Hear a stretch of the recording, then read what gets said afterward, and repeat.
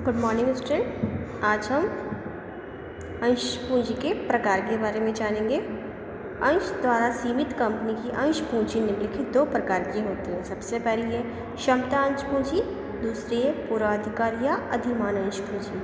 समता अंश पूंजी मतलब इक्विटी शेयर कैपिटल, दूसरी पूर्वाधिकार या अधिमान अंश पूंजी है प्रेफरेंस शेयर कैपिटल। समता अंश पूंजी इक्विटी शेयर कैपिटल। समता अंश पूंजी से तात्पर्य कंपनी की उस समस्त अंश पूंजी से जो पूर्वाधिकार या अधिमान अंश पूंजी नहीं है। दूसरे शब्दों में समता पूंजी से तात्पर्य उस अंश पूंजी से है जिसे धारकों का निम्नलिखित अधिकार या हक नहीं होता है। जैसे पहला है इसका पॉइंट लाभांश प्राप्ति या का पूर्वाधिकार के आधार पर लाभांश प्राप्ति का अधिकार। दूसरा कंपनी के समापन की दशा में पूंजी वापसी का पूर्वाधिकार या पूंजी वापसी पे वरीयता पाने का अधिकार। समता अंश पूंजी निम्नलिखित में से किसी भी प्रकार की हो सकती है। मताधिकार सहमति अंश पूंजी, विदाउट वोटिंग राइट्स अंश पूंजी, लाभांश मतदाता या अन्य किसी प्रकार की विभेदक अधिकार युक्त अंश पूंजी जो निर्धारित नियमों के अनुसार या शर्तों के अधीन होती है। MCA द्वारा अधिसूचित नियमों को विभेदक अधिकार युक्त अंशों के निर्गमन की शर्त एवं प्रक्रिया का उल्लेख किया जाता है।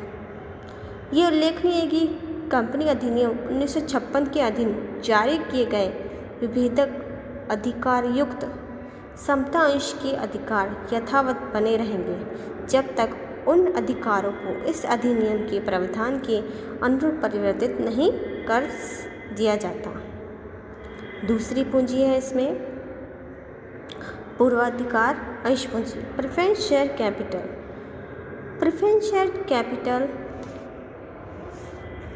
पूर्वाधिकार अंश पूंजी से तात्पर्य उस पूंजी से है जिसमें धारकों की निम्नलिखित अधिकार होते हैं। धारकों के निम्नलिखित अधिकार होते हैं। पहला अधिकार है लाभांश प्राप्ति का पूर्वाधिकार। मतलब प्रेफरेंस शेयर कैपिटल वो होती है जिसमें प्रॉफिट का अधिकार उस शेयर होल्डर को होता है। कंपनी के समापन की दशा में पूंजी की वापसी का पूर्वाधिकार, मतलब कंपनी के समापन की दशा में पूंजी की वापसी का अधिकार भी उसी में होता है। मतलब इस दो तरह की पूंजी होती है, इक्विटी शेयर कैपिटल और प्रेफरेंस शेयर कैपिटल। ये दोनों कैपिटल एक कंपनी के लिए बहुत ही इंपॉर्टेंट रोल अदा करती है।